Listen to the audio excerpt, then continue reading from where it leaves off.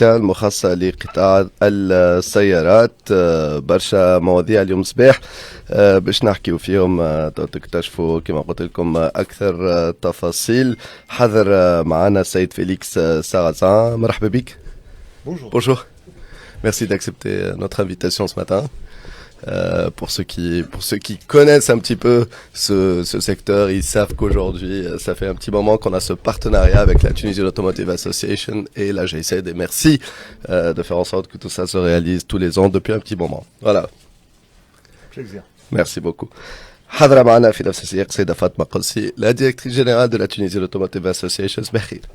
صباح نور، شكرا للاستدعاء. ravi d'être là. مرحبا بك، حتى احنا فرحانين اللي تكونوا معنا. الوغ نبدا معك انت. لا Tunisian Automotive Association ساعة في كلمة اللي ما يعرفش. Alors, l'ATA, nous représentons donc la Tunisian Automotive Association. C'est une association professionnelle fondée en 2016 à l'initiative des acteurs principaux au sein du secteur, donc principalement des industriels autour des composants automobiles, qui est un secteur, vous en avez bien parlé hier, historique, puisqu'il existe depuis plus de 60 ans, Felblade. L'objectif étant de fédérer les acteurs autour d'un écosystème et de mettre en avant, in fine, la destination Tunisie comme un hub régional, une destination automobile à cheval entre l'Afrique, l'Europe et tous les marchés. Fédéré, connecté.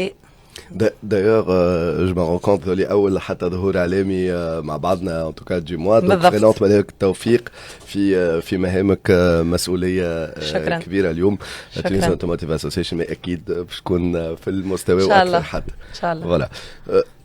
هذا بالنسبة للسيكتور. سي فري حكينا عليه البارح اون بريامبول دو لا جورني سبيسيال. كانت معنا مدام لميا، كان معنا سي حاتم من الفيبا. Alors, je viens de demander ce qu'était la Tunisian Automotive Association pour ceux qui ne connaissent pas. Alors, une question me semble logique en votre présence, Félix Sarrazin. Pourquoi vous soutenez la Tunisian Automotive Association? On en a parlé quelques fois. En fin de compte, la GIZ ou le projet que je gère soutient la Tunisian Automotive Association sur la demande du ministère de l'Industrie tunisienne et avec le soutien du BMZ, donc du ministère de la Coopération allemande, pour renforcer l'investissement créateur d'emplois en Tunisie. C'est une industrie qui est critique pour la Tunisie. Elle est une des 4 industries définies comme industrie stratégique dans la stratégie nationale de l'industrie à l'horizon 2035. Et c'est une industrie aussi très stratégique pour l'Allemagne. Tout à fait. On est à 37% si je me trompe pas. L'Allemagne est notre premier marché d'exportation en Tunisie. Donc en fin de compte, le projet avait commencé en 2019 sur la demande de 4 entreprises tunisiennes, allemandes mais basées en Tunisie, sur une demande de soutien dans le secteur de la formation continue, pour développer des opérateurs en tant que team leader. On a mis ça en place en tant que formation ciblée pour ces 4 entreprises, qui sont d'ailleurs toutes 4 des membres fondateurs de l'ATA1. Et ensemble avec l'ATA1, on a ensuite développé un vrai catalogue de formation que l'ATA a complètement repris en 2022 avec la mise en place de la Tunisian Automotive Management Academy, qui aujourd'hui forme sur tous les niveaux de qualification, de qualité, des standards européens, donc de la VDA QMC. Ça, c'était le début. Donc, en fin de compte, tu as eu un mouvement d'un soutien sur 4 entreprises, sur aujourd'hui plus de 75 entreprises qui participent aux formations de l'ATA. De là, ensemble avec l'ATA et le ministère de l'Industrie, on a commencé à développer ou à définir les challenges à l'investissement et à développer en fait ce qu'on appelle aujourd'hui le pacte de compétitivité, donc la stratégie, la feuille de route nationale, comment renforcer l'investissement dans le secteur. C'est une stratégie à côté du dialogue politique qui est critique, ce dialogue entre l'industrie et la politique, quel cadre réglementaire, comment soutenir aussi sur l'infrastructure. Il a à côté de ça 4 axes majeurs. C'est la formation, dont la TAMA est un axe critique. C'est toute la partie de la visibilité du networking international pour attirer des nouveaux marchés, attirer des nouveaux investisseurs. Aujourd'hui, après les très très fortes relations que la Tunisie a déjà avec l'Europe, c'est l'Afrique qu'on vise. De plus, toute la partie innovation, mobilité électrique et les développements au sein du secteur industriel. Et bien sûr aussi l'axe RSE, sans lequel la Tunisie ne pourra toujours aujourd'hui plus accéder au marché international. Donc ensemble avec la TA, on accompagne les industries dans la mise en œuvre de leurs responsabilités et en fin de compte, créer un cadre encore plus attirant, encore plus incitatif pour les industries tunisiennes. Alors, ça me permet de rebondir justement avec vous, Madame Fatma Kolsi. Je vais vous donner des mots-clés en fait. Je vais parler emploi, employabilité. Je m'inspire de ce qu'il vient de dire. Emploi, employabilité, innovation et cet aspect coopération internationale et RSE. En fait, tout ça va être débattu tout au long de la journée. Exactement. Sur toutes les émissions de la journée spéciale. Il y aura un représentant au mois de la Tunisian Automotive Association. Il y a même toute une émission spéciale qui est dédiée à la mécatronique, etc., à l'innovation, à la RSE. Donc on a pas mal de sujets, mais vous avez la lourde tâche peut-être de planter un petit peu le décor, de donner le ton sur cet aspect industriel. Donc je salue les auditeurs qui c'est très important, voilà, d'avoir des industriels et tout. Donc la Tunisian Automotive Association représente très bien. Au contraire, ils vont venir via la Tunisian Automotive Association. Donc ça c'est clair. Alors emploi, innovation, RSE, coopération internationale, et puis à la fin on terminera peut-être avec la vision de l'avenir, comment le cap pour ce secteur. Alors ces 3-4 mots-clés que j'ai partagés avec vous, vous êtes en train de faire quoi sur ces sujets, sur les tableaux? Alors peut-être avant de reprendre tous ces sujets ambitieux dont vous venez de me parler, remercier Félix pour sa présence, parce qu'effectivement en fait la GIZ est aujourd'hui un acteur structurant pour nous. Puisqu'ils ont cette visibilité sur l'industrie, les besoins de l'industrie allemande, qui aujourd'hui représente quand même notre premier marché encore. Donc c'est à peu près 37% de nos exportations, devant la France et dans une moindre mesure l'Italie et d'autres marchés européens notamment, avec également de plus en plus l'émergence des États-Unis, de l'Asie, etc. Donc ça crée une forte synergie entre nous. Tous les sujets que vous venez, tous les éléments, les tawahkit alayhom en fait, moi je dis fait le pacte.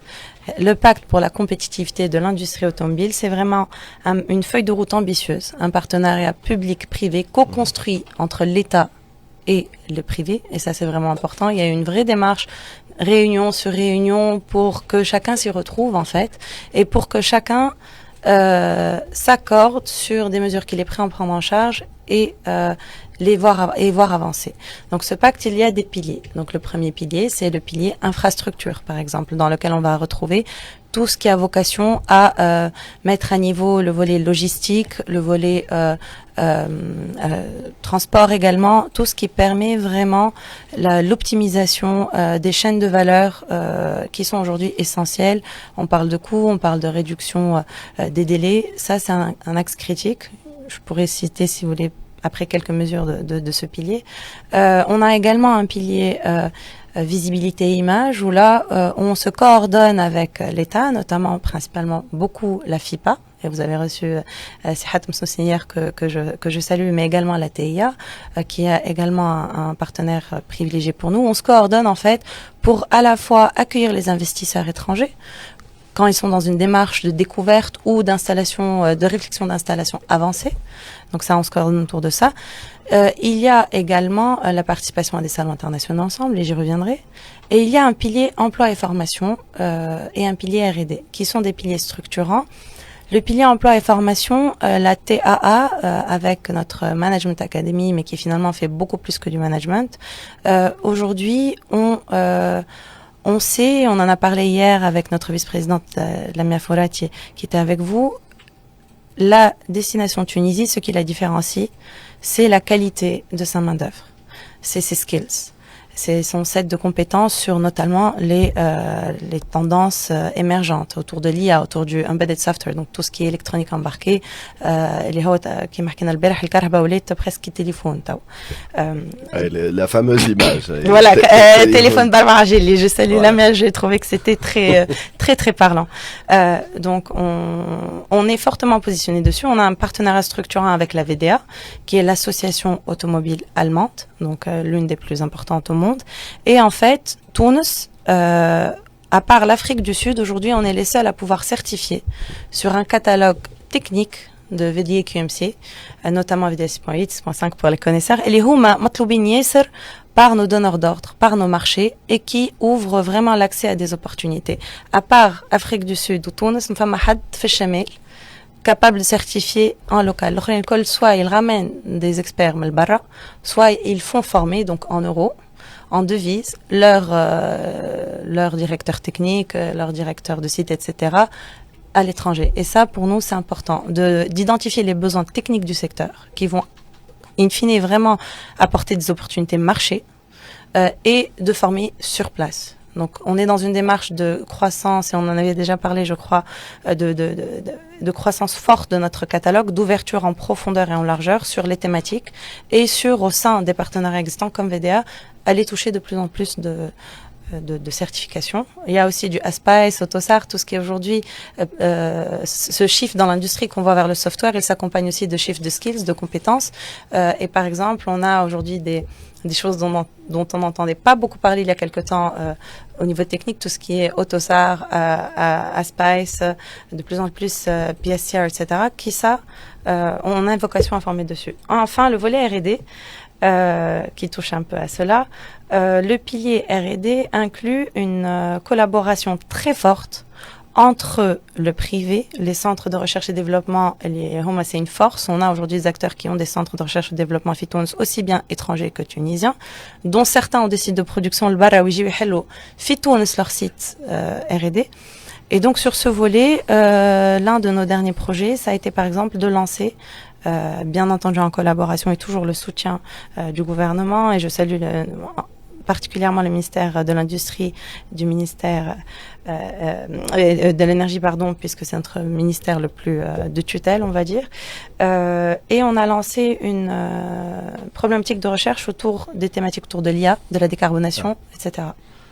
Voilà. Donc, quel moment, c'est ça les thématiques. Voilà. Décarbonation, il y a décarbonation. Tout de suite les mots que j'adore, donc ça, voilà, quand il y avait plus beaucoup de temps, elle me sort les deux mots magiques pour lesquels on prendrait au moins 30 secondes Je vous donne la balle. Non, mais on prendrait 30 secondes de plus, rapidement. Donc, décarbonation, l'enjeu, t'as l'exportation, Félix y a fait référence il y a quelques instants, c'est ça. Et l'IA, parce que c'est le grand enjeu de transformation, je pense, aujourd'hui. Mais quand vous dites décarbonation, vous faites quoi pour ça? C'est des sessions, c'est de la formation, c'est de... Alors, il faut savoir tout d'abord encore que dans une logique d'écosystème, on ne travaille pas seul. Aujourd'hui, il y a le CITET, il y a le CETIM, il y a le CMT que je salue chaleureusement, donc le cluster mécatronique, qui est une association sœur pour nous. Il y a également le GITAS, dont c'est l'Assemblée Générale aujourd'hui. Tout ça, ce sont des problématiques communes. Qui dit IA, décarbonation, ça touche tous les secteurs dits prioritaires aujourd'hui et bien d'autres. Donc aujourd'hui, il y a des événements qui sont à notre initiative. On a par exemple notre propre Maturity Check Tool, où c'est un référentiel RSE mis en place d'ailleurs avec la collaboration de la GIZ, où aujourd'hui une entreprise peut se connecter et vérifier où est-ce qu'elle se situe, notamment en termes de normes européennes, en termes de normes internationales relatives à l'empreinte carbone, etc. L'IA, pour switcher directement à l'IA, on est dans une démarche de développement de catalogue au sein de l'ATAMA spécifique pour l'IA pour l'automobile. Là, ça vous permet du coup, vous me facilitez la tâche aujourd'hui, c'est très bien de rebondir. Vous appuyez tout cela avec quel objectif, quelle vision? En fin de compte, je crois que ce qu'il faut toujours garder en tête, la Tunisie reste le champion dans tout ce qui est la supply chain en Afrique. Il n'y a pas un seul pays qui a autant d'industrie de supply chain sur le secteur automobile en Afrique que la Tunisie. Le Maroc y produit, l'Afrique du Sud y produisent des voitures. Par contre, toutes les pièces détachées ou les composantes, pardon, c'est ça le bon mot, sont produites en Tunisie. C'est un marché clé pour la Tunisie. Il y a des champions tunisiens, que ce soit Misfat, que ce soit Coffee Cup, que ce soit OneTech, etc. On a des champions tunisiens, mais on a des champions allemands qui sont là aussi. Donc on travaille vraiment sur un win-win allemand et tunisien, parce que c'est vraiment une priorité tunisienne aussi, avec plus de 120 000 emplois dans cette industrie.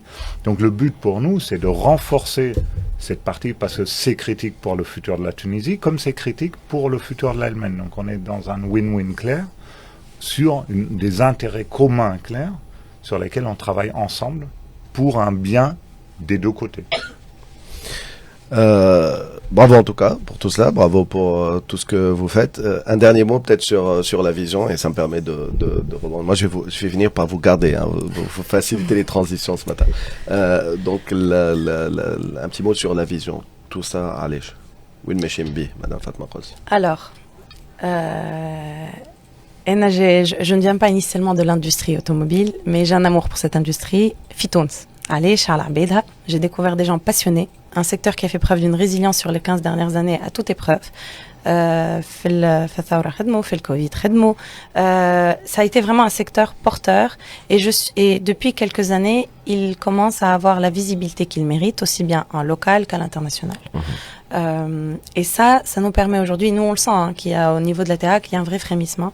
Donc ce que je souhaite c'est que vraiment comprendre que investir dans ce secteur c'est investir dans la souveraineté industrielle تاع بلادنا investir في مستقبل بلادنا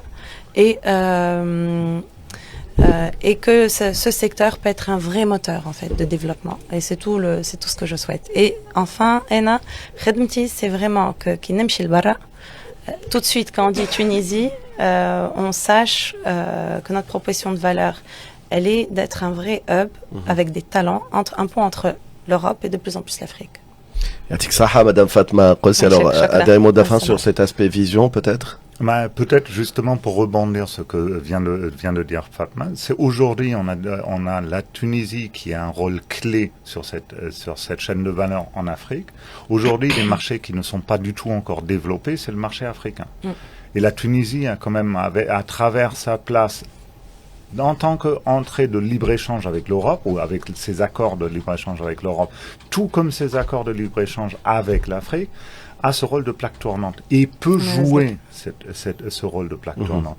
On avait en janvier le Salma Dialogue ici, on avait invité d'un côté les représentants de la VDA, donc de l'association automobile allemande, mais les Ugandais, les Kenyans étaient là, donc la African Automotive Association, et là on va construire là-dessus. En septembre on était ensemble en Uganda pour explorer les marchés, novembre on les reçoit la semaine au prochaine. Kenya. Et puis, c'est en février qu'on va partir ensemble au Sénégal pour explorer les opportunités du Sénégal et vraiment construire sur une vision africaine aussi de ce marché, qui peut être un marché très très clé pour la Tunisie, mais aussi pour des productions futures. Et je me rappelle, vous faites très bien un clin d'œil à Mina Magouri, à Wilfried, etc., et Dakas, et les organisateurs de Salma Dialogue. Alors, je me rappelle que l'une des idées qui était partagée un petit peu par tout le monde, que ce soit les représentants de l'association automotive africaine, etc., c'est que ça serait bien qu'on aille vers de la spécialisation. Et la Tunisie, elle a 2-3 cartes à jouer sur exactement, ça. Ouais. Et qu'aujourd'hui, on peut faire beaucoup de choses avec d'autres hubs en Afrique. Et on a le cadre réglementaire qui le permet aujourd'hui avec la ZLECAF. On est signataire. Fitoun, ce qui est bien, c'est que Inch'Allah. Et même la connaissance qui est à zéro. On est quand même amis avec plus ou moins tout le monde. Donc on a l'oreille attentive, on a le terrain pour jouer, on va dire. Inch'Allah. Et on termine sur ça, c'est très bien. On a الكرة نتاعنا والتيرا نتاعنا. فوالا شكرا لك فاطمة قوسي يعطيك الصحة مدير عام تشيز اوتوموتيف اسوسيشن بالتوفيق لك في مهمك ونالك النجاح. شكرا لك. Merci encore une fois Félix Tarzan d'avoir répondu à nos questions ce matin. Et bravo pour tout ce que vous faites pour soutenir ce secteur et d'autres aujourd'hui. C'est l'assemblée de la GITAS, du GITAS. On travaille aussi avec le secteur électronique et le secteur aéronautique. Et voilà, les collègues de l'aéronautique ont aujourd'hui leur assemblée générale. Voilà. Merci beaucoup. فاصل راجعين سيد مهدي محجوب من بعد شويه باش نحكيو. On va commencer par un sujet qui est lié un petit peu à l'industrie au coût en fait réellement. مع مهدي محجوب on va parler de كي تشري كهرباء كيفاش تحسب لو فري كو نتاعها خاطر تجد تكون كهرباء ارخص من بعد تكلفك برشا في الانتروتيان في حاجات اخرين. فوالا لو فري كو نتاع الكهرباء كيفاش تفهم كيفاش تحسبه باش تعرف كيفاش تختار. هذا الكل بعد شويه باش نحكيو ليزينغ باش نحكيو موبيليتي الكتريك باش نحكيو على لاجيل اليوم. سي تري امبورطون. قالت قبيلك كي نحينا كل شيء قلنا الكهرباء تشتولي سمارت فون مع الاربع جيلي العجالي باش يقعدوا ديما موجودين ابريوري قبل ما نوليو نطيروا بتاتر بالكراب. برشا مواضيع قدوا معنا.